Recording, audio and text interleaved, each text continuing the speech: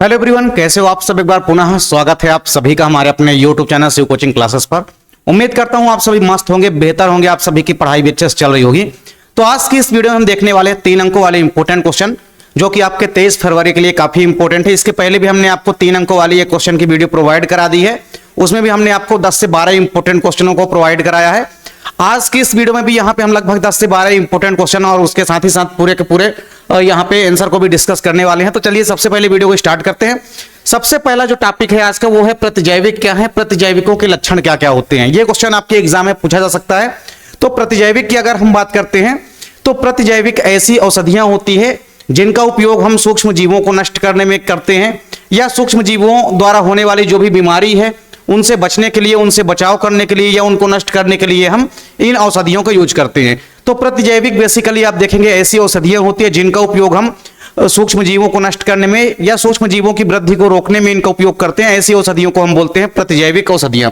तो ऐसी औषधियां जो कि बीमारी पैदा करने वाले सूक्ष्म जीवों को नष्ट कर देती है या उनकी वृद्धि को रोक देती है। ठीक है, कोई भी सूक्ष्म जीव है जो बीमारी पैदा करते हैं उनको या तो नष्ट कर देती हैं ये औषधियां या तो उनकी वृद्धि को रोक देती हैं। ठीक है, ऐसी औषधियों को ही हम प्रतिजैविक या एंटीबायोटिक कहते हैं। एंटीबायोटिक या प्रतिजैविक शब्द का प्रयोग अगर देखें तो सबसे पहले एक अमेरिकी वैज्ञानिक सेलमैन वाक्समैन ने किया था। ठीक है, कब किया था तो आपको याद रखना है 1942 में। तो 1942 में सबसे पहले सेलमैन वाक्समैन ने प्रतिजैविक शब्द दिया।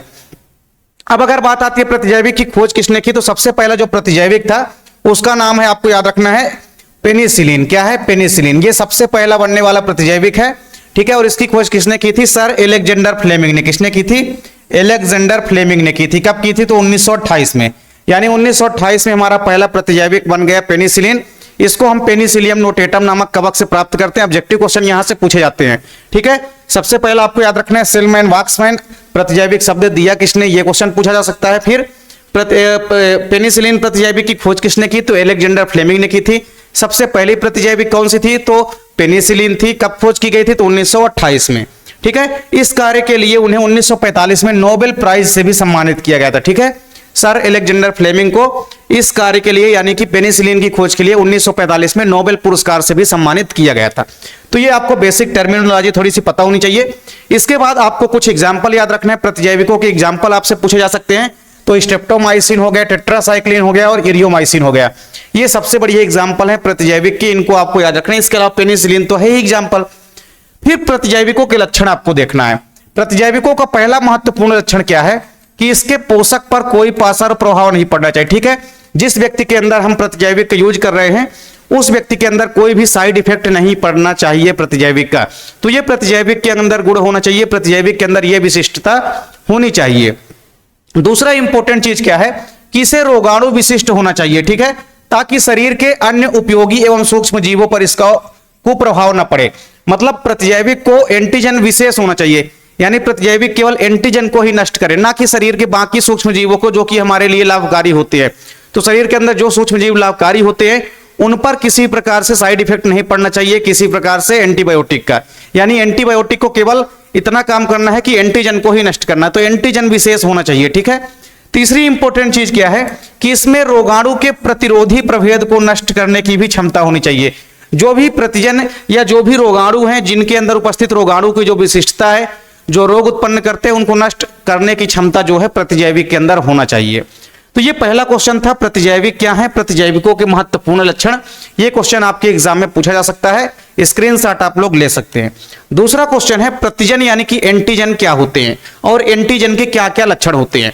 तो देखिए, कोई भी प्रतिजन अगर हम बात करते हैं तो प्रतिजन या रोगाणु जो है एक प्रकार के आप देखेंगे ऐसे चीज होते हैं जो कि शरीर के अंदर पहुंचने के पश्चात रोग उत्पन्न करते हैं। ठीक है, तो कोई भी प्रतिरक्षी प्रतिक्रिया है तो प्रतिरक्षी की प्रतिक्रियाओं को उकसाने वाले जो पदार्थ होते हैं अर्थात प्रेरित करने वाले जो पदार्थ होते हैं वही कहलाते हैं प्रतिजन। प्रतिजन का मतलब क्या है? सिंपल सी बात अगर देखेंगे तो प्रतिरक्षी प्रतिक्रियाओं को उकसाने वाले, मतलब शरीर के अंदर जैसे ही प्रतिजन जाएंगे तो ये ऐसे पदार्थ होते हैं जो कि शरीर के अंदर जाने के पश्चात रोग उत्पन्न करते हैं, और साथ ही साथ जैसे ही ये शरीर के अंदर जाते हैं वैसे ही प्रतिरक्षियों का प्रभाव जो है निर्मित होने लग जाता है। यानी प्रतिरक्षी जो है एक्टिव हो जाएंगे, जैसे ही एंटीजन हमारे शरीर के अंदर जाते हैं वैसे ही एंटीबॉडी जो है एक्टिव हो जाते हैं। तो प्रतिरक्षी की प्रतिक्रियाओं को उकसाने वाले जो पदार्थ होते हैं वही कहलाते हैं प्रतिजन यानी कि एंटीजन, जो हमारे शरीर के अंदर पहुंचने के पश्चात कई अलग अलग प्रकार के रोग उत्पन्न करते हैं। अब आपको प्रतिजन के लक्षण देखना है कौन कौन से हैं। तो प्रतिजन का पहला इंपॉर्टेंट लक्षण क्या है कि एंटीजन के कारण ही एंटीबॉडी का निर्माण होता है। पहली इंपॉर्टेंट चीज, ठीक है, ये पॉइंट इंपॉर्टेंट है क्योंकि एंटीबॉडी का निर्माण तभी होगा जब एंटीजन हमारे एंटीजन या प्रतिजन, प्रतिजन का मतलब ही होता है एंटीजन, ठीक है, हिंदी में बोलते हैं प्रतिजन। तो एंटीजन या प्रतिजन के कारण ही एंटीबॉडी का निर्माण होता है। पहला प्रॉफिट या पहला इंपॉर्टेंट गुण तो यही है कि जब हमारे शरीर के अंदर एंटीजन पहुंचते हैं तभी एंटीबॉडी डेवलप होती है। अब इसका मतलब यह भी नहीं है कि क्या पूरे के पूरे एंटीबॉडी तभी डेवलप होंगे जब एंटीजन हमारे शरीर के अंदर जाएंगे, तो ऐसा भी नहीं है। कुछ एंटीबॉडी जो है हमारे शरीर के अंदर ऑलरेडी, जैसे टी लिम्फोसाइट, बी लिम्फोसाइट के द्वारा जो एंटीबॉडी डेवलप होते हैं, ये पहले से भी डेवलप होते हैं कुछ शरीर के अंदर, और कुछ जो है एंटीजन के प्रवेश करने के कारण जो है एंटीबॉडी डेवलप होते हैं। यानी एंटीजन के कारण ही एंटीबॉडी का निर्माण होता है, पहली चीज। दूसरी इंपॉर्टेंट लक्षण क्या है प्रतिजन या एंटीजन का कि एंटीजन जो है प्रोटीन या उससे जुड़ सकने वाले पॉलीसैकेराइड्स होते हैं, ठीक है। तो दूसरी इंपॉर्टेंट चीज तो आपको ये याद रखना है कि जो प्रतिजन या एंटीजन होते हैं ये एक विशेष प्रकार से प्रोटीन या पॉलीसैकेराइड्स होते हैं, यानी कार्बोहाइड्रेट्स के बड़े अणु होते हैं, ठीक है। इसके बाद आपको तीसरी चीज याद रखना है कि ये मुक्त अणु या सूक्ष्म जीवों की सतह को ढकने वाले घटक होते हैं। और ये जो एंटीजन या प्रतिजन होते हैं ये सूक्ष्म जीवों को कवरिंग करने का, यानी सूक्ष्म जीवों को ढकने का भी कार्य करते हैं। तो तीन इंपॉर्टेंट लक्षण है प्रतिजन या एंटीजन के जिनको आपको तैयार कर लेना है।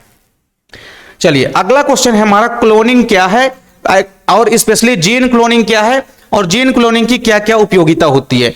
तो सबसे पहले आप जीन क्लोनिंग देखेंगे तो मान लीजिए हमारे पास क्या है, कोई जीन है, क्या है, हमारे पास कोई जीन है। अब आप देखेंगे कि किसी एक विशिष्ट जीन के अनेक प्रतिकृति या कॉपी, ठीक है, तैयार करने की विधि को जीन क्लोनिंग कहते हैं। कोई हमारे पास एक जीन है, ठीक है, कोई हमारे पास एक जीन है और इस एक जीन की अगर मान लीजिए कई सारी कॉपी या कई सारे क्लोन तैयार हो जाते हैं तो इस प्रक्रिया को हम बोलते हैं जीन क्लोनिंग। तो जीन क्लोनिंग का मतलब क्या है कि कोई एक पर्टिकुलर विशेष जीन है और इस जीन की अगर बहुत सारी कॉपियां तैयार हो जाती है तो उसे हम बोलते हैं जीन क्लोनिंग। अब हम जीन क्लोनिंग की उपयोगिता देखते हैं जो कि काफी इंपॉर्टेंट है। ये क्वेश्चन आपके बोर्ड एग्जाम में 4 अंकों में भी पूछा जा सकता है, 3 अंक में तो पूछा ही जा सकता है, साथ ही साथ 4 अंकों के लिए भी आपको तैयार करके चलना है। देखिए पहला जीन क्लोनिंग की उपयोगिता क्या है कि इसके द्वारा हम आनुवांशिक गुणों को प्राप्त किया जा सकता है।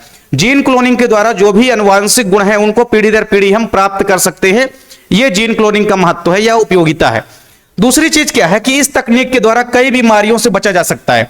जीन क्लोनिंग के माध्यम से हम क्या कर सकते हैं, कई अलग अलग प्रकार की बीमारियों से भी बच सकते हैं। तीसरा इंपॉर्टेंट उपयोगिता क्या है कि इस तकनीक के द्वारा कई बीमारियों से संबंधित दवाइयां, उनका संश्लेषण कर सकते हैं हम, ठीक है। तो बहुत सारी ऐसे जीन क्लोनिंग के माध्यम से हम ऐसी दवाइयों को डेवलप कर सकते हैं जो कि शरीर में अलग अलग जीनों से संबंधित बीमारियों के लिए जो है उत्तरदायी होती हैं, ठीक है। तो इस तकनीक के द्वारा हम कई अलग अलग बीमारियों के लिए कई अलग अलग प्रकार की दवाइयों का भी संश्लेषण कर सकते हैं। फिर इसके बाद आप देखेंगे कि उपयोगी व दूध तथा प्रोटीन देने वाली जंतुओं को पैदा करने में, ठीक है, हम इसके द्वारा ऐसे जंतुओं को डेवलप कर सकते हैं जो कि ज्यादा मात्रा में प्रोटीन व ज्यादा मात्रा में दूध का प्रोडक्शन या उत्पादन करते हैं, ठीक है।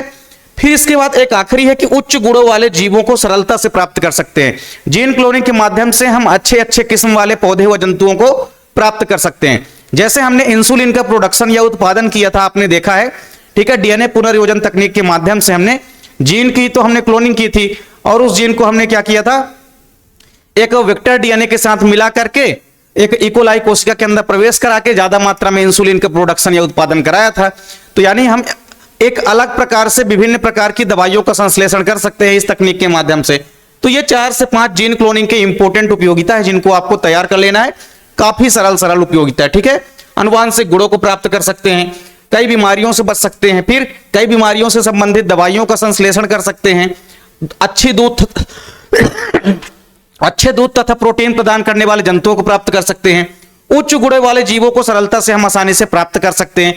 तो सिंपल सी उपयोगिता तो है जीन क्लोनिंग की, इसको आपको तैयार कर लेना है। चलिए इसके बाद हमारा अगला क्वेश्चन है, वायोपैरेसी क्या होती है। तो देखिए वायोपैरेसी की अगर हम बात करते हैं तो आप लोग देखें, वायोपैरेसी इसके पहले भी हमने आपको कवर कराया है। तो वायोपैरेसी एक ऐसा क्वेश्चन है 3 अंकों में भी आएगा, 4 अंकों में भी आपके एग्जाम में पूछा जा सकता है। तो सिंपल सी बात है कि आज आप लोग देख रहे हैं बहुत सारी ऐसी बहुराष्ट्रीय कंपनियां हैं, वो बहुत सारे ऐसे संगठन हैं जो कि बिना किसी अधिकार के लगातार क्या करते रहते हैं, जैविक पदार्थों का संशोधन करते रहते हैं, उनका दोहन करते रहते हैं, उनसे ज्यादा मात्रा में लाभ कमाते हैं, जिससे स्थानीय समुदायों का ये लाभ नहीं मिल पाता है। यानी सिंपल सी बात है कि अगर मान लीजिए बिना किसी अधिकार के कोई भी कंपनी या कोई भी अंतरराष्ट्रीय संगठन जो है बिना किसी अधिकार के अगर जैविक पदार्थों का उपयोग करता है, उनका विक्रय करता है, उनसे लाभ कमाता है, तो यही क्रिया क्या कहलाती है? बायोपायरेसी कहलाती है। बायोपायरेसी का शाब्दिक मतलब है जैव चोरी, मतलब जैविक संसाधनों की चोरी, अर्थात बिना किसी अधिकार के जैविक संसाधनों का उपयोग करना, उनका ज्यादा मात्रा में खनन करना, दोहन करना व उनको विक्रय करना। ये अगर बिना किसी अधिकार के कोई कंपनी या अंतरराष्ट्रीय संगठन करती है तो यही क्रिया कहलाती है बायोपायरेसी।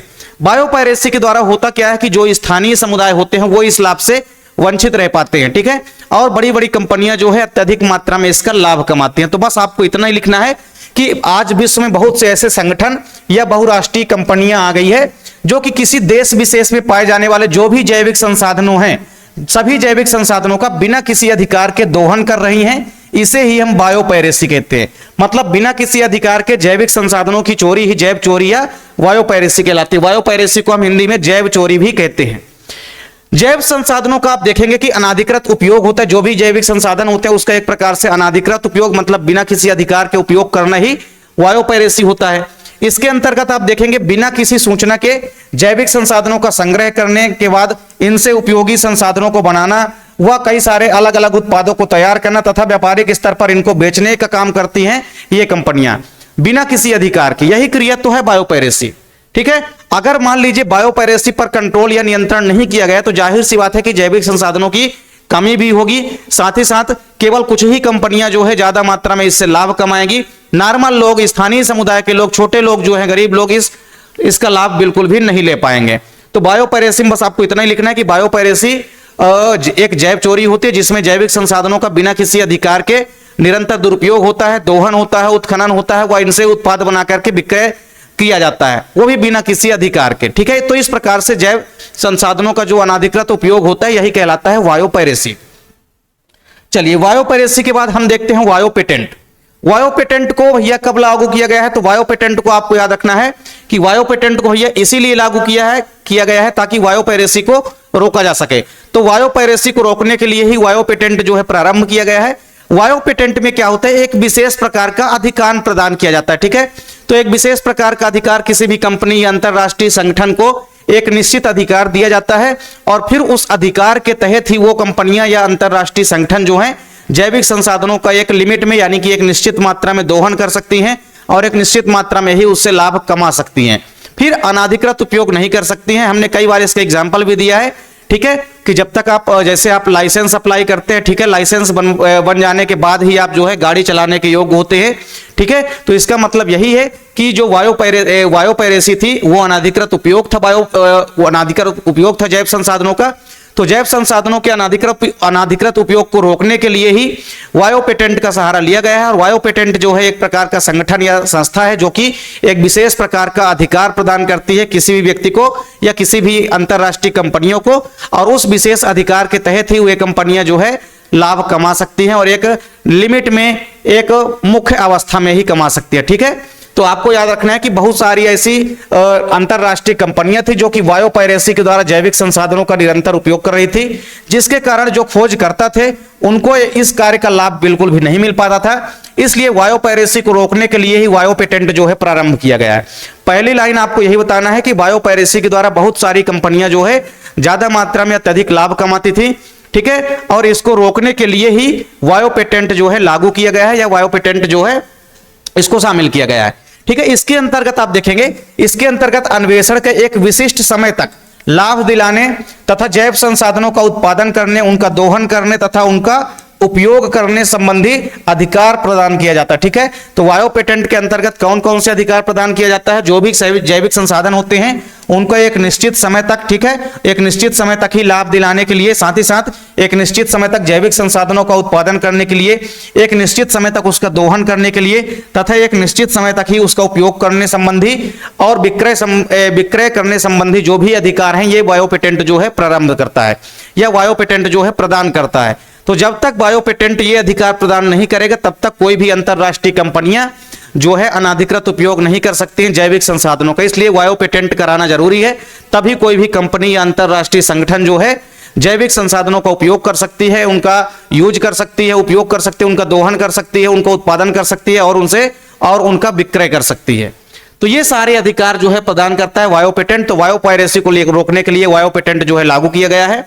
इसके अंतर्गत एक विशेष प्रकार का अधिकार दिया जाता है और उस अधिकार के बाद ही कोई भी कंपनी या अंतरराष्ट्रीय संगठन जो है किसी प्रकार से जैविक संसाधनों का दोहन कर सकता है, उनका उत्पादन कर सकता है और उनसे लाभ कमा सकता है। तो बहुत सी कंपनियां आप लोग देखेंगे कि अनाधिकृत बायोपेटेंट करा लेते हैं, बिना किसी अधिकार के बायोपेटेंट भी करा लेती हैं और अत्यधिक मात्रा में फिर लाभ कमाती हैं। ठीक है, तो इस प्रकार से आपको याद रखना है कि बायोपेटेंट और बायोपायरेसी क्या है, दोनों इंपॉर्टेंट क्वेश्चन है। इस पर टिप्पणी लिखने के लिए आपके बोर्ड एग्जाम में पूछा जा सकता है। तो 2-2 नंबर में 2 क्वेश्चन आ सकते हैं या कि आपसे आप देखेंगे कि 3-3 नंबर में पूछे जा सकते हैं। ठीक है, एक्चुअल में ये क्वेश्चन जो है अक्सर 4 नंबर में पूछा जाता है, बायोपेटेंट और बायोपायरेसी दोनों 2-2 नंबर में दोनों आपसे दे दिया जाता है। तो आपको दोनों को तैयार कर लेना है अच्छे से। इसके बाद अगला क्वेश्चन है टेस्ट ट्यूब बेबी यानी कि परख नली शिशु तकनीक क्या होती है। तो टेस्ट ट्यूब बेबी क्या होती है? देखिए, कुछ स्त्रियां ऐसी होती है जो कि गर्भाधारण करने योग्य नहीं होती हैं, अर्थात गर्भाधारण करने में असमर्थ होती हैं। तो जो भी स्त्रियां या जो भी महिलाएं गर्भाधारण करने के योग्य नहीं होती हैं, उनके लिए टेस्ट ट्यूब बेबी तकनीक का सहारा लिया जाता है। इस तकनीक में हम करते क्या है कि किसी भी महिला से कृत्रिम विधियों की सहायता से अंडाणुओं को बाहर निकालते हैं और सेम उसी प्रकार से किसी भी पुरुष से शुक्राणुओं को बाहर निकालते हैं। तो स्पर्म और ओवम को कृत्रिम विधियों के द्वारा बाहर निकाल लिया जाता है, मेल और फीमेल से। ठीक है, यानी किसी भी स्त्री और पुरुष से शुक्राणु और अंडाणु को बाहर निकाल लिया जाता है और उन शुक्राणु और अंडाणु को बाहर एक टेस्ट ट्यूब में, ठीक है, एक टेस्ट ट्यूब में शुक्राणु का कलेक्शन कर लेते हैं और अंडाणु का। ठीक है, तो एक टेस्ट ट्यूब में शुक्राणु और अंडाणु को आपस में मिलाते हैं यानी कि निषेचन कराते हैं। फिर निषेचन के बाद तो आपको पता है क्या बनता है, निषेचन के बाद जाइगोट बनता है और जब 32 कोशिकीय अवस्था वाला जाइगोट बन जाता है, ठीक है, जिसको हम बोलते हैं ब्लास्टोसिस्ट। तो ब्लास्टोसिस्ट अवस्था में यानी कि 32 कोष की अवस्था वाले में 32 कोष की अवस्था वाला जब हमारा जाइगोट बन जाता है, तब उसको हम क्या कर देते हैं, तब उस जाइगोट को हम क्या कर देते हैं, महिला के गर्भाशय के अंदर जो है स्थानांतरित करा देते हैं। सिंपल सा फंडा है भैया कि नर और मादा से शुक्राणु और अंडाणु को बाहर निकालते हैं और उसको एक टेस्ट ट्यूब में यानी कि एक परख नली में ले करके निषेचन कराते हैं। निषेचन के बाद फिर निषेचन होगा, फर्टिलाइजेशन होगा। इसके बाद आपको पता क्या बनता है, निषेचन के बाद क्या बनता है, निषेचन के बाद बनता है भ्रूण। क्या बनता है, निषेचन के बाद पहले तो जाइगोट बनेगा। क्या बनेगा, निषेचन के बाद पहले तो जाइगोट बनता है। ठीक है, तो जाइगोट जब हमारा हो जाएगा कितना, 32 कोशिकीय अवस्था वाला, 32 सेल वाला जब जाइगोट हो जाएगा, तो इस जाइगोट को हम क्या करा देंगे भैया, इस जाइगोट को महिला के गर्भाशय के अंदर स्थानांतरित करा देंगे और इस प्रकार से आगे एक शिशु का विकास होगा जिसे हम बोलते हैं परख नली शिशु या टेस्ट ट्यूब बेबी।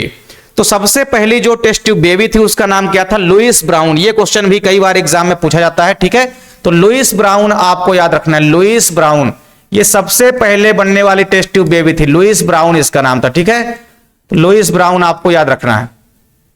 तो सिंपल सी कहानी है, आपको समझ में आ गई होगी कि कोई भी स्त्री अगर गर्भाधारण करने योग्य नहीं है तो उनके अंदर इस तकनीक का उपयोग किया जाता है। तो सिंपल सी बात है, इस तकनीक में हम क्या कर सकते हैं, किसी भी पुरुष और किसी भी महिला से शुक्राणु और अंडाणु को बाहर निकालेंगे, तो उस महिला के अंडाणु को बाहर निकालेंगे जो महिला गर्भाधारण करने योग्य नहीं है, तो उस महिला के अंडाणु को बाहर निकालेंगे और मेल के शुक्राणु को भी बाहर निकालेंगे और उनको आपस में एक टेस्ट ट्यूब यानी कि एक परख नली में लेकर के निषेचन कराते हैं।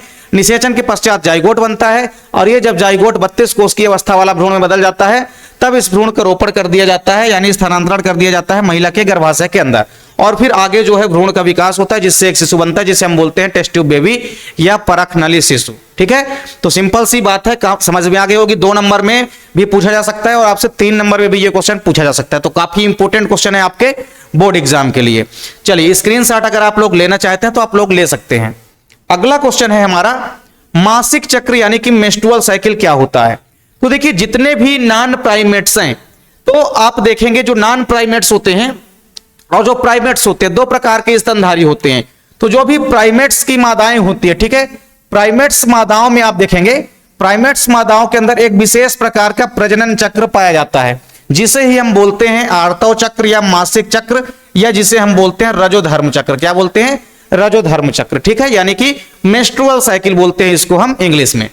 तो सिंपल सी बात है कि प्राइमेट्स मादाओं के अंदर जो भी प्राइमेट्स मादाएं हैं, प्राइमेट्स मादाओं में कौन कौन आते हैं, जैसे बंदर आता है। ठीक है, जैसे प्राइमेट्स मादाओं में बंदर आता है, बंदर के अलावा कपी, बंदर, कपी और मानव। ठीक है, बंदर, कपी और मानव, ये जो है प्राइमेट्स मादाओं के अंतर्गत आते हैं।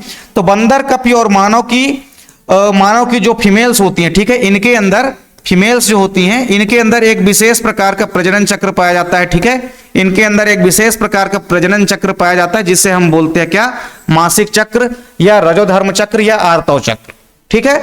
तो सिंपल सी कहानी है, आपको समझ में आ गई होगी, डेफिनेशन आपको समझ में आ गई होगी कि कोई भी प्राइमेट्स स्तनधारी की जो मादाएं होती है, ठीक है, प्राइमेट्स मादाएं जो होती है, जैसे बंदर, कपी व मानव, इनकी जो मादाएं होती है, ठीक है, इनकी जो फीमेल्स होती हैं, उनके अंदर एक विशेष प्रकार का प्रजनन चक्र चलता है, ठीक है, एक विशेष प्रकार का प्रजनन चक्र चलता है जिसे हम बोलते हैं आर्तव चक्र, मासिक चक्र या रजोधर्म चक्र।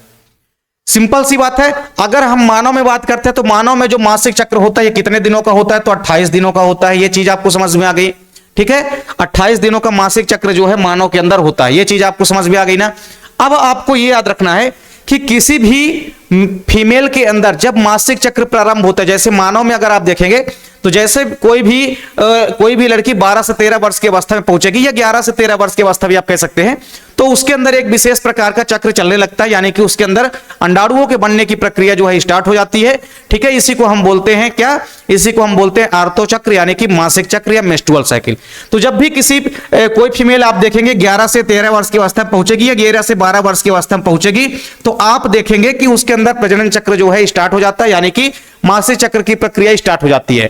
तो मासिक चक्र की प्रक्रिया जो स्टार्ट होती है या शुरू होती है, तो मासिक चक्र के शुरू होने की प्रक्रिया क्या कहलाती है, ये कहलाती है रजोदर्शन। क्या कहलाती है, रजोदर्शन कहलाती है, ठीक है। तो रजोदर्शन आपको याद रखना है, ठीक है। किसी फीमेल के अंदर मासिक चक्र का प्रारंभ होना क्या कहलाता है, रजोदर्शन कहलाता है। और जब कोई भी फीमेल लगभग 45 से 50 वर्ष की अवस्था में पहुंच जाती है, तो उसके अंदर मासिक चक्र की क्रिया जो है वह रुक जाती है या बंद हो जाती है। तो मासिक चक्र की प्रक्रिया जब बंद हो जाती है तो उसको हम क्या बोलते हैं, रजोनिवृत्ति बोलते हैं। क्या बोलते हैं उसको हम, मासिक चक्र की प्रक्रिया जब बंद हो जाती है किसी फीमेल के अंदर तो उसको हम बोलते हैं रजोनिवृत्ति। क्या बोलते हैं, रजोनिवृत्ति बोलते हैं, ठीक है, रजोनिवृत्ति। रजोनिवृत्ति को हम क्या बोलते हैं, मोनोपॉज बोलते हैं। क्या बोलते हैं, मोनोपॉज बोलते हैं, ठीक है। और रजोदर्शन को हम क्या बोलते हैं, मेनार्की बोलते हैं। क्या बोलते हैं, मेनार्की बोलते हैं। तो जब भी आपको याद रखना है कि मासिक चक्र प्रारंभ होता है तो मासिक चक्र के प्रारंभ होने को हम क्या बोलते हैं, मासिक चक्र के प्रारंभ होने को हम रजोदर्शन बोलते हैं। और मासिक चक्र के बंद होने की प्रक्रिया को हम क्या बोलते हैं, मासिक चक्र की प्रक्रिया जब बंद हो जाती है तो उसको हम बोलते हैं मोनोपॉज यानी कि रजोनिवृत्ति, ठीक है। तो रजोनिवृत्ति कब होता है, तो लगभग 40 से 45 वर्ष की अवस्था में, या आप 45 से 50 वर्ष की अवस्था लिख सकते हैं, ठीक है। तो 45 से 50 वर्ष की अवस्था में जब भी कोई फीमेल पहुंचेगी तो उसके अंदर मासिक चक्र की प्रक्रिया जो है रुक जाती है, जिसे हम बोलते हैं रजोनिवृत्ति। मासिक चक्र या आर्तव चक्र की प्रक्रिया को कई सारे हार्मोन्स जो है नियंत्रित करते हैं, ठीक है। उन हार्मोन्सों के नाम भी आप लोग देख सकते हैं, कौन कौन से हार्मोन्स हैं जो कि मासिक चक्र की प्रक्रिया का नियमन करते हैं या मासिक चक्र की प्रक्रिया में शामिल होने वाले हार्मोन्स कौन कौन से हैं। तो सबसे पहला इंपॉर्टेंट हार्मोन्स होता है एस्ट्रोजन हार्मोन्स, ठीक है, जो कि एंडोमेट्रियम को क्या करता है, एंडोमेट्रियम को पुनः निर्माण करने में भाग लेता है, ठीक है। ये क्या करता है, जो एंडोमेट्रियम टूट जाती है उसका पुनः निर्माण करने में भाग लेता है।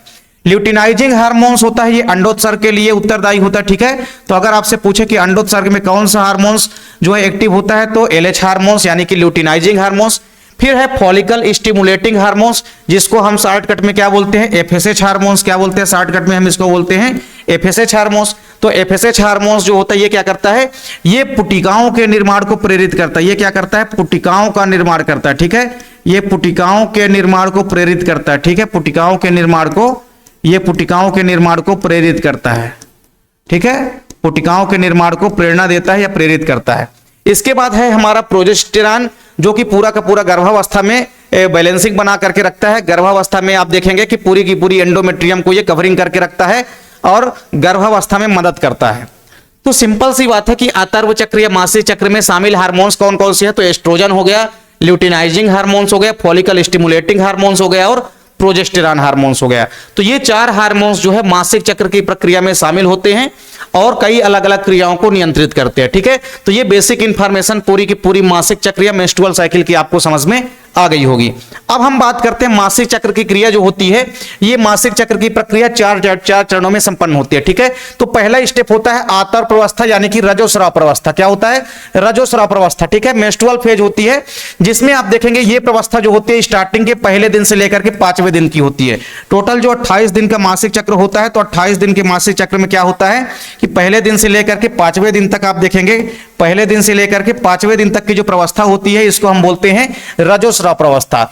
और इस प्रवस्था में क्या होता है? लगातार ब्लीडिंग होती है, ब्लड बाहर निकलता है। ये प्रवस्था 3 से 5 दिन तक चलती रहती है मुक्तः, ठीक है। इसमें आप देखेंगे क्या होता है? ब्लीडिंग होती है, यानी कि जो एंडोमेट्रियम होती है, ठीक है, गर्भाशय की जो एंडोमेट्रियम होती है वो एंडोमेट्रियम टूट टूट करके ब्लड या श्लेष्मा के रूप में बाहर निकलती है, ठीक है। एंडोमेट्रियम टूट टूट करके ब्लड या श्लेष्मा के रूप में बाहर निकलती है। क्यों? क्योंकि जब पहली अवस्था चलती है आतर प्रवस्था या रजोस्राव प्रवस्था, तो मासिक चक्र तभी होता है जब अचानक से प्रोजेस्टेरॉन व एस्ट्रोजन हार्मोन्स में अचानक से कमी आती है, ठीक है। तो इस प्रक्रिया में रजोस्राव होता है, एंडोमेट्रियम टूट टूट करके बाहर निकलते हैं योनि या वजाइना के माध्यम से। इसके बाद जो दूसरी प्रवस्था होती है जिसको हम क्या बोलते हैं? जिसको हम पुटिकीय प्रवस्था बोलते हैं। क्या बोलते हैं? पुटिकीय प्रवस्था बोलते हैं, यानी कि फोलिकुलर फेज बोलते हैं।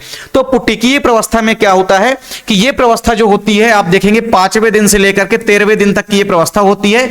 और इस प्रवस्था में आप देखेंगे, इस प्रवस्था में क्या होता है? एंडोमेट्रियम का पुनः निर्माण होगा। क्या होगा? एंडोमेट्रियम का पुनः निर्माण होता है। क्या होता है? एंडोमेट्रियम का पुनः निर्माण होता है। तो एंडोमेट्रियम का पुनः निर्माण कौन करेगा? जैसे ही पुटिकीय प्रवस्था होगी मतलब एफएसएच हार्मोन्स रिलीज होगा। क्या होगा? इस प्रवस्था में एफएसएच हार्मोन्स का स्तर बढ़ेगा, और एफएसएच का जब स्तर बढ़ेगा तो पुटिकाओं का निर्माण होगा। तो प्राथमिक पुटिका बदलेगी द्वितीयक पुटिका में, द्वितीयक पुटिका तृतीयक पुटिका में बदलेगी, फिर तृतीयक पुटिका जाकर के किसे बदलेगी? ग्राफियन पुटिका में। और उस ग्राफियन पुटिका से एक हार्मोन्स रिलीज होगा, ठीक है। इसी अवस्था में जिस हार्मोन्स का नाम क्या है? Estrogen hormones. क्या है? Estrogen hormones. तो ये एस्ट्रोजन हार्मोन्स जो है आप देखेंगे ग्राफियन पुटिकाओं से निर्मित होगा, और ये क्या करता है? एंडोमेट्रियम जो होती है, ठीक है, एंडोमेट्रियम का पुनः निर्माण कर देता है। जो एंडोमेट्रियम होती है उसका पुनः निर्माण कर देता है। तो पहले से 5वें दिन तक में जब पीरियड्स आते हैं तो उस अवस्था में क्या होता है? एंडोमेट्रियम टूट टूट करके बाहर निकलती है। लेकिन आप देखेंगे कि 5वें दिन से 13वें दिन तक में एस्ट्रोजन हार्मोन्स रिलीज हो जाता है। एस्ट्रोजन हार्मोन्स पुनः से निर्माण कर देता है एंडोमेट्रियम का, ठीक है। तक क्यों निर्माण कर पाता है? क्योंकि एफएसएच हार्मोन्स रिलीज होता है। एफएसएच हार्मोन्स पुटिकाओं का निर्माण करता है, और जब ग्राफियन पुटिका बन जाती है तो वो एस्ट्रोजन हार्मोन्स का सिक्रेशन करती है, और वही एस्ट्रोजन हार्मोन्स जो है एंडोमेट्रियम का पुनः से निर्माण कर देता है। फिर इसके बाद आप देखेंगे तो हमने क्या कहा कि पहले से 5वें दिन की प्रवस्था जो होती है ये कहलाती है रजोस्राव प्रवस्था। फिर 5वें दिन से लेकर के 13वें दिन तक की जो प्रवस्था होती है ये कहलाती है आपकी पुटिकीय प्रवस्था, यानी कि इसमें पुटिकाओं का निर्माण होता है। फिर आप देखेंगे कि तीसरी जो प्रवस्था होती है अंडोत्सर्ग प्रवस्था, तो ये प्रवस्था होती है 14वें दिन की। कब की होती है? 14वें दिन की जो प्रवस्था होती है ये होती है अंडोत्सर्ग प्रवस्था, ठीक है। तो अंडोत्सर्ग कब होता है? 14वें दिन होता है। अंडोत्सर्ग प्रवस्था जो है ये 14वें दिन होती है। तो मासिक चक्र के 14वें दिन क्या होता है कि एलएच हार्मोन्स ज्यादा मात्रा में सक्रिय रहता है, ठीक है। ल्यूटिनाइजिंग हार्मोन्स एक्टिव हो जाता है जो कि पुटिकाओं को स्फुटन करने में यानी कि फाड़ने में मदद करता है। तो जैसे ही पुटिकाएं फटती है तो मासिक चक्र के 14वें दिन जो द्वितीयक साइट होता है, सेकेंडरी साइट होता है, यानी कि जो अंडाणु होता है वो ग्राफियन पुटिका के फटने से बाहर निकल आता है और अंडवाहिनी के अंदर चला जाता है। तो अंडोत्सर्ग कब होता है? 14वें दिन होता है। और इसके लिए कौन सा हार्मोन्स जिम्मेदार होता है? तो एलएच हार्मोन्स जो है जिम्मेदार होता है, ठीक है। तो 14वें दिन की जो प्रवस्था हो गई वो कौन सी हो गई आपकी? वो हो गई अंडोत्सर्ग प्रवस्था। फिर इसके बाद 15वें दिन से लेकर के जो 28वें दिन तक की प्रवस्था है जो कि पश्च अंडोत्सर्ग प्रवस्था होती है, ठीक है। इस पश्च अंडोत्सर्ग प्रवस्था में क्या होता है कि अगर मान लीजिए निषेचन नहीं होता है, ठीक है, तो निषेचन नहीं होता है तो आप देखेंगे कि जो अंडाशय के अंदर एक संरचना होती है जिसको हम पीत पिंड कहते हैं, कार्पस ल्यूटियम। तो जब हमारा ग्राफियन पुटिका फट जाती है उसके बाद ग्राफियन पुटिका किसमें बदल जाती है? कार्पस ल्यूटियम में बदल जाती है। तो कार्पस ल्यूटियम क्या करता है? प्रोजेस्टेरॉन हार्मोन्स का सिक्रेशन करता है। तो अगर निषेचन हो जाता है तो ये प्रोजेस्टेरॉन जो है हार्मोन्स जो है गर्भावस्था में मदद करने लगता है, और अगर मान लीजिए निषेचन नहीं हो पाता है तो वो कार्पस ल्यूटियम जो है एक दूसरी ग्रंथि में बदल जाती है जिसका नाम है कार्बस एल्बिकेंस, ठीक है। और इस प्रकार से अचानक से फिर से एस्ट्रोजन व प्रोजेस्टेरॉन की मात्रा में कमी आएगी और फिर से मासिक चक्र की प्रक्रिया जो है स्टार्ट हो जाएगी। और अगर मान लीजिए गर्भाधारण हो जाता है तो 9 महीने तक किसी प्रकार से मासिक चक्र की प्रक्रिया नहीं होगी, क्योंकि गर्भाधारण जो है ये मासिक चक्र का ना आना जो है गर्भाधारण का संकेत होता है। अगर किसी महीने में मासिक चक्र नहीं आया इसका मतलब जो है महिला जो है प्रेग्नेंट हो चुकी है, गर्भाधारण उसके अंदर हो चुका है। ठीक है, तो सिंपल सी बात है, आपको याद रखना है मासिक चक्र क्या होता है, इसकी पूरी बेसिक इंफॉर्मेशन, क्वेश्चन बहुत सारे यहां से पूछे जाते हैं। इस चक्र क्रिया में कौन कौन से हार्मोन्स शामिल हैं, वह यह क्रिया जो है कितने चरणों में संपन्न होती है। ठीक है, तो पश्च अंडोत्सर्ग अवस्था जो है ये 15वें दिन से लेकर के कब तक होती है, ये 28वें दिन तक की होती है। इस अवस्था में क्या होता है कि कार्पस ल्यूटियम का निर्माण होता है और कार्पस ल्यूटियम जो है प्रोजेस्टेरॉन हार्मोन्स का सिक्रेशन करता है। तो अगर निषेचन हो जाता है तो कार्पस ल्यूटियम जो है कार्पस ल्यूटियम प्रोजेस्टेरॉन हार्मोन्स का ज्यादा मात्रा में सिक्रेशन करेगा और प्रोजेस्टेरॉन हार्मोन्स गर्भावस्था में मदद करेगा। और अगर निषेचन नहीं होता है तो कार्पस ल्यूटियम बदल जाएगी कार्पस एल्बिकेंस में और अचानक से प्रोजेस्टेरॉन व एस्ट्रोजन की मात्रा में फिर से कमी हो जाएगी और सीधी सी बात है जब कमी आएगी तो फिर से मासिक चक्र जो है अगला स्टार्ट हो जाएगा। तो ये है मासिक चक्र की प्रक्रिया, इसको आपको पूरा का पूरा अच्छे से तैयार कर लेना है। फिर इसके बाद एक क्वेश्चन आपके एग्जाम में पूछा जाता है, यौन संक्रमित रोग। सबसे पहले तो आपको एसटीडी का पूरा नाम याद रखना है। तो एसटीडी का पूरा नाम क्या होता है, सेक्सुअली ट्रांसमिटेड डिसीज। क्या होता है, सेक्सुअली ट्रांसमिटेड डिसीज, मतलब यौन संक्रमित रोग। तो देखिए ऐसे रोग जो कि यौन क्रियाओं के माध्यम से फैलते हैं उन्हें हम यौन संक्रमित रोग कहते हैं। ठीक है, तो जो भी यौन क्रियाओं के माध्यम से रोग फैलते हैं उन्हें हम यौन संक्रमित रोग कहते हैं। ठीक है, तो मैथुन से संबंधित जो भी रोग होंगे, ठीक है, तो वो रोग कहलाएंगे यौन संक्रमित रोग, यानी कि सेक्सुअली ट्रांसमिटेड डिसीज। अगर हम बात करते हैं यौन संक्रमित रोग में, तो एक क्वेश्चन हम यहां पे देखेंगे एड्स के बारे में, क्योंकि एड्स से संबंधित क्वेश्चन आपके एग्जाम में आ सकता है कि एड्स क्या है, इसके लक्षण, इसके कारण व इसके नियंत्रण के उपचार के उपयोग लिखिए। ठीक है, तो ये सारे क्वेश्चन आपसे पूछे जा सकते हैं। इसके अलावा यौन संक्रमित रोगों में आपने इसके पहले सिफिलिस व गोनेरिया रोग को पढ़ा है, ये भी आपको अच्छे से पढ़ के जाना है, गोनेरिया रोग के बारे में, सिफिलिस रोग के बारे में और एड्स रोग के बारे में। यहां से क्वेश्चन डेफिनेट रूप से आपके एग्जाम में पूछे जाते हैं।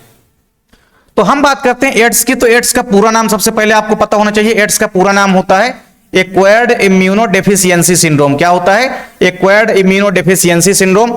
एड्स की अगर हम बात करते हैं तो यह आज के समय की सबसे भयंकर बीमारियों में से एक है और अभी तक इसका इलाज ढूंढा भी नहीं गया है। और अगर हम बात करते हैं कि सबसे पहले एड्स रोग का पता कब चला, तो आपको याद रखना है 1981 में। कहां चला सबसे पहले, तो अमेरिका में इस रोग का पता चला था। ठीक है, और यह रोग जो है एक विशेष प्रकार के वायरस के कारण होता है और उस वायरस को हम बोलते हैं HIV वायरस। क्या बोलते हैं, HIV वायरस। HIV का पूरा नाम आपको याद रखना है ह्यूमन इम्यूनो डेफिशिएंसी वायरस। ठीक है, human immunodeficiency virus.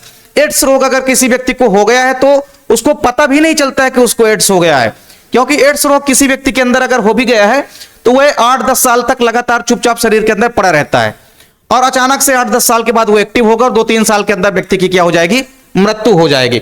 AIDS रोग में होता क्या है कि ये जो HIV वायरस होता है ना, ये हमारे शरीर की जो हेल्पर टी कोशिकाएं होती है उनको नष्ट कर देता है, जिस कारण से हमारे शरीर की जो रोग प्रतिरोधक क्षमता होती है वो नष्ट हो जाती है, प्रतिरक्षियों का निर्माण प्रभावित होता है, जिससे हमारा शरीर और कमजोर हो जाता है और इस प्रकार से हमारे शरीर के अंदर रोगों से लड़ने की क्षमता जो है खत्म हो जाती है।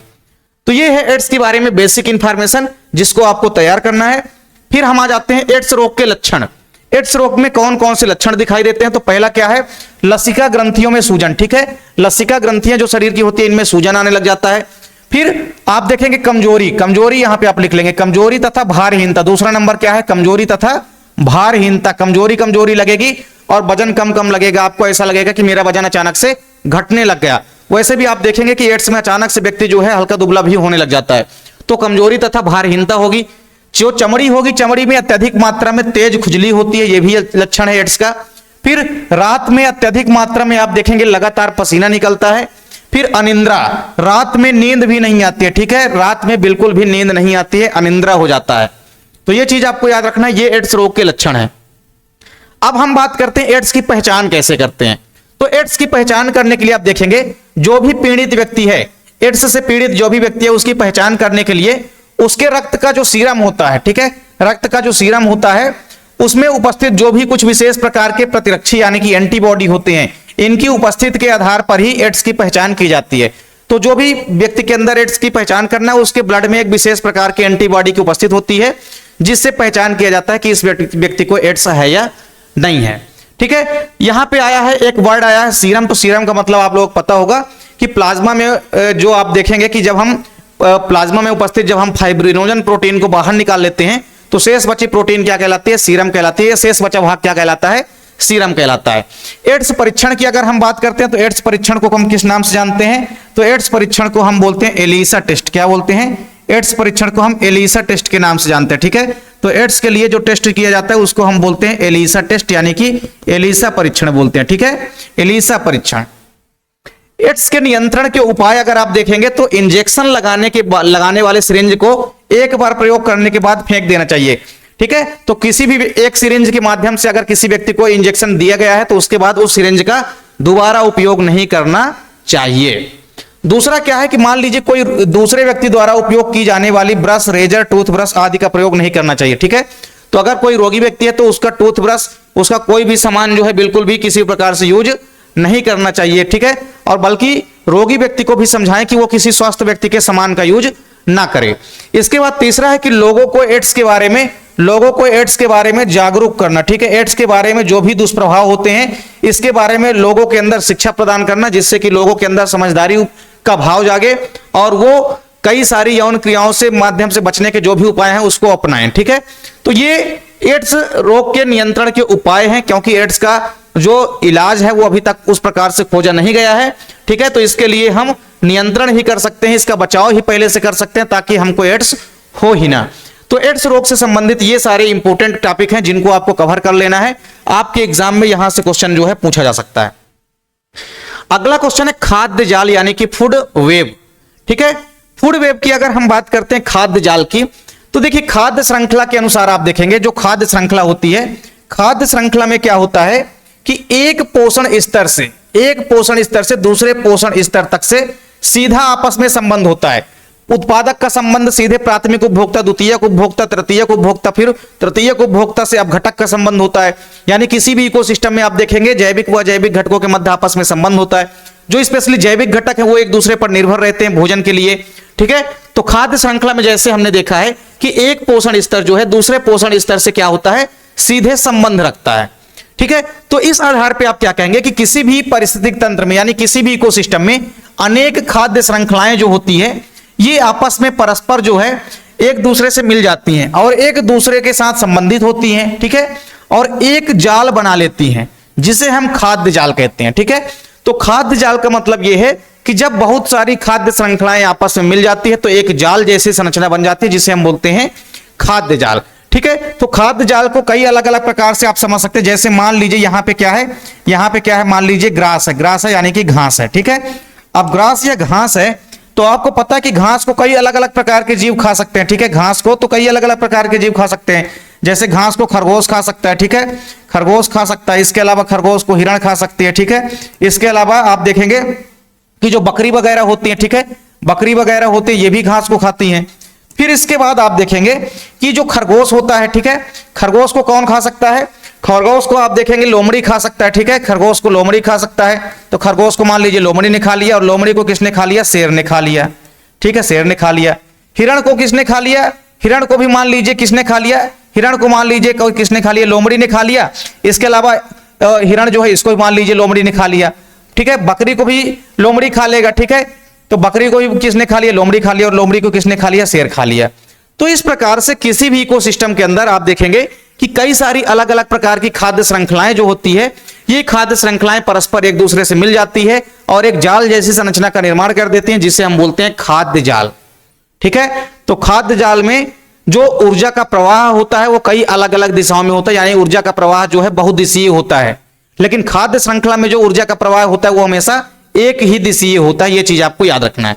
तो खाद्य जाल बस कुछ नहीं है, आपको डिफिनेशन याद करना है और आपको बता देना है कोई भी एक एग्जांपल लेके कि जैसे घास को अलग अलग प्रकार के जंतु खाते हैं, अलग अलग प्रकार के प्राथमिक उपभोक्ता खाते हैं, फिर इन अलग अलग प्रकार के प्राथमिक उपभोक्ताओं को अलग अलग प्रकार के द्वितीयक उपभोक्ता खाते हैं, फिर द्वितीयक उपभोक्ताओं को अलग अलग प्रकार के तृतीयक उपभोक्ता खाते हैं। और भी आप लिख सकते हैं घास को खा लिया, मान लीजिए टिड्डे ने खा लिया, किसने खा लिया, घास को टिड्डे ने खा लिया। अब टिड्डा को खा लिया किसने, टिड्डा को खा लिया मेढक ने, ठीक है, मेढक को खा लिया किसने, मेढक को खा लिया सांप ने, ठीक है, और सांप को किसने खा लिया, सांप को खा लिया बाज ने। तो इस प्रकार से कई सारी खाद्य श्रृंखलाएं जब परस्पर आपस में मिल जाती है तो एक जाल का निर्माण कर देती हैं जिसे हम बोलते हैं खाद्य जाल। तो आप लोग आसानी से देख सकते हैं। एक हमारा आखिरी क्वेश्चन है यहाँ पे सिंड्रोम से संबंधित, आप लोग यकीन मानिए पूरे बोर्ड एग्जाम में क्वेश्चन आता है और सिंड्रोम से संबंधित आपको अगर ऑब्जेक्टिव क्वेश्चन नहीं आया तो आपसे 2 या 3 नंबर में क्वेश्चन ही पूछा जाएगा। तो जितने भी सिंड्रोम के टाइप्स हैं, चाहे वो आपका डाउन सिंड्रोम हो, टर्नर सिंड्रोम हो, पटाउ सिंड्रोम हो, या आपका क्लिनीफेल्टर सिंड्रोम हो या एडवर्ड सिंड्रोम हो, पांचों सिंड्रोम के प्रकार आपको तैयार करके जाना है। पूरे के पूरे सिंड्रोम के टॉपिक हमने आपको कवर कराए हैं। तो यहां पे कुछ इंपॉर्टेंट सिंड्रोम आप देखेंगे। टर्नर सिंड्रोम जो है, टर्नर सिंड्रोम में होता क्या है कि इस सिंड्रोम से अगर मान लीजिए कोई ग्रसित व्यक्ति है तो उसमें दो लिंग गुणसूत्र में से केवल एक एक्स गुणसूत्र ही पाया जाता है। मान लीजिए किसी व्यक्ति के लिंग गुणसूत्रों में 2 एक्स क्रोमोसोम है, ठीक है, तो 2 एक्स क्रोमोसोम में से एक एक्स क्रोमोसोम की क्या हो जाएगी, मोनोसोमी हो जाएगी। क्या हो जाएगी, मोनोसोमी हो जाएगी। मोनोसोमी मतलब क्या हो जाएगी, एक एक्स गुणसूत्र की क्या हो जाएगी, कमी हो जाएगी। यानी टोटल नंबर ऑफ क्रोमोसोम कितने बचेंगे उस व्यक्ति के अंदर, 45 बचेंगे। तो 46 क्रोमोसोम होते हैं एक कोशिका के अंदर, तो आप देखेंगे कि एक गुणसूत्र की कमी हो जाएगी, वो भी एक लिंग एक्स गुणसूत्र की कमी होती है, ठीक है। तो टर्नर सिंड्रोम एक ऐसा सिंड्रोम होता है जिस सिंड्रोम से ग्रसित व्यक्ति में 2 लिंग गुणसूत्रों में से केवल एक ही एक्स गुणसूत्र पाया जाता है, एक एक्स गुणसूत्र की कमी हो जाती है, मोनोसोमी हो जाती है, ठीक है। इससे पीड़ित मान लीजिए कोई अगर महिला होती है तो उसका कद क्या हो जाता है, छोटा हो जाता है। वह जो जननांग होते हैं, रिप्रोडक्टिव ऑर्गन होते हैं, वो ज्यादा मात्रा में विकसित नहीं हो पाते हैं, यानी कि अविकसित रह जाते हैं।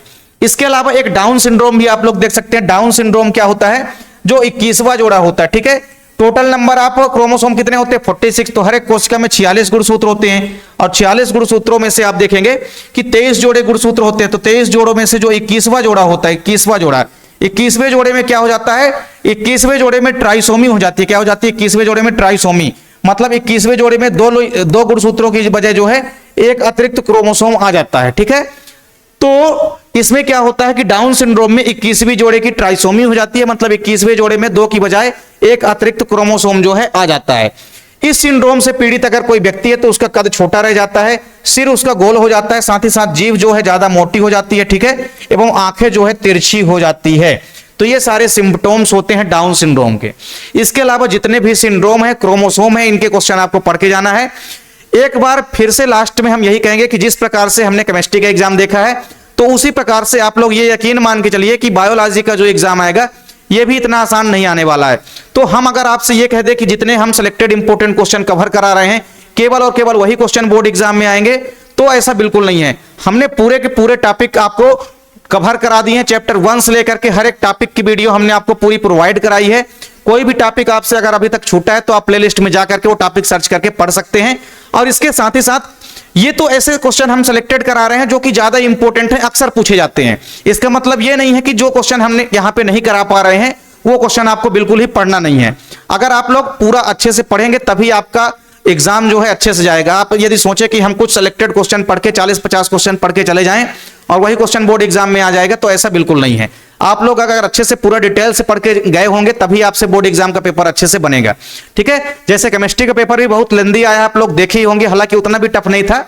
ऑब्जेक्टिव क्वेश्चन तो ये था पर क्वेश्चन को थोड़ा ज्यादा घुमा करके दे दिया था, ठीक है। तो इसी प्रकार से आप लोग ये बिल्कुल भी मान के न चलिए कि बायोलॉजी पेपर इतना इजी आने वाला है। तो इसलिए आप लोग अच्छे से पूरा डिटेल से पढ़ के जाइए और पूरे के पूरे ऑब्जेक्टिव क्वेश्चन से लेकर के 2 अंकों वाले, 3 अंकों वाले, 4 अंकों वाले सभी प्रकार के क्वेश्चनों को भी यहाँ पे हम लगातार कवर करा रहे हैं। तो हर एक वीडियो को आप लोग अंत तक देखिए, आपको मजा भी आएगा और आपको पूरा का पूरा टॉपिक भी क्लियर हो जाएगा। तो उम्मीद करता हूं कि वीडियो आपको पसंद आई होगी। वीडियो अच्छी लगे तो आप लोग लाइक कमेंट जरूर किया करें, साथ ही साथ अपने दोस्तों के बीच भी ज्यादा से ज्यादा आप लोग वीडियो को शेयर करें। और अगर आप लोग अभी तक हमारे चैनल को सब्सक्राइब नहीं किए हैं तो चैनल को सब्सक्राइब जरूर कर लें। मिलते हैं आप लोगों से नेक्स्ट वीडियो में, तब तक के लिए जय हिंद, वंदे मातरम।